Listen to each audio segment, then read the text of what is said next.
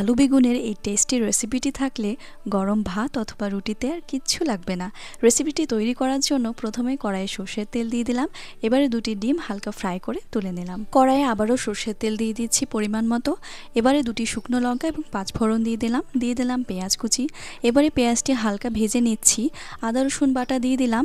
সামান্য একটু পানি দিয়ে এতে দিয়ে দিচ্ছি স্বাদমতো লবণ, হলুদ গুঁড়ো, জিরে গুঁড়ো, ধনিয়া গুঁড়ো এবং কাশ্মীরি লঙ্কার গুঁড়ো। মশলাটাকে এবার খুব ভালোভাবে কষিয়ে নিচ্ছি। দেখুন যতক্ষণ না তেল বেরিয়ে আসছে। মশলাটি আমার ভাজা হয়ে গেছে। এখানে দিয়ে দিচ্ছি টুকরো করে কাটা আলু এবং বেগুন।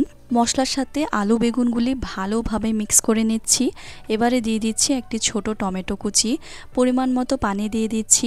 এবারে ঢাকা দিয়ে 15 মিনিটের জন্য সেদ্ধ করে নেব মিডিয়াম আঁচে। ফিরে আসলাম 15 মিনিট পর। আলু বেগুন খুব ভালোভাবে সেদ্ধ হয়ে গেছে। এখন এতে মিক্স করে দিচ্ছি ভেজে রাখা ডিম। আবারও ভালোভাবে নাড়াচাড়া করে নিচ্ছি। সবশেষে দিয়ে দিচ্ছি গরম মশলা গুঁড়ো, দুটি চেরা কাঁচা লঙ্কা এবং ছড়িয়ে দিচ্ছি ধনিয়া পাতা কুচি। খুব ভালোভাবে মিক্স করে নিয়ে এখানে গরম গরম সার্ভ করার জন্য রেসিপিটি একদম তৈরি হয়ে গেছে।